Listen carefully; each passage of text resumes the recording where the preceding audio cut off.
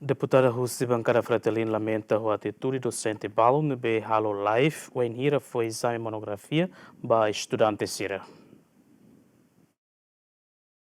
Ligado ao docente Balo e ao Instituto Superior Privado, Nebemak foi exame monografia para estudantes Sira, enquanto Halo Life e a mídia social, mas deputada Rússia Bancada Fretilin Cristina Rebelo dos Santos ateten acto ne hanesan intimidação para estudantes Sira, não considera hatun estudantes Sira ne dignidade e a processo aprendizagem.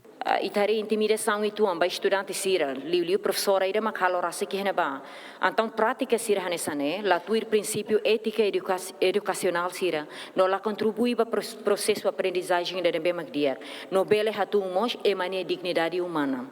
Então, a educação tem que fundamentar e respeito, responsabilidade, não valorização para direito, no dignidade e mais dignidade. Vice-ministra interina Assunto Parlamentar Elvina Souza Carvalho Mossateten, arredor ensino superior la osfatin atu intimida ema, também se encamina questão ne para Ministério Ensino Superior atu toma atenção no ne estudante sira bele seguro e a sirania estudo.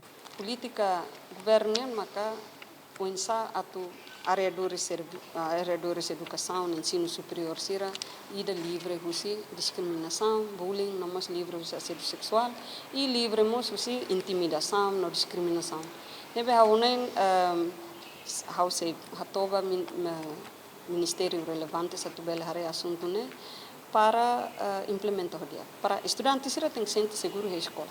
Escola ne tem que sair de fato na tubele buka matene fato na tubele hetan experiência pon hetan inspiração mas laos fato na tu hetan intimidação discriminação bullying nomos intimidação sexual ne ba unen se fo unen governo mas tem que assunto ne sério. To notícia ne pública Ziemeni se deu calo confirmação ho parte reitor husi ensino superior Balo ligado ho atitude docente ne Lamberto da Silva Romualdo Neves Ziemen.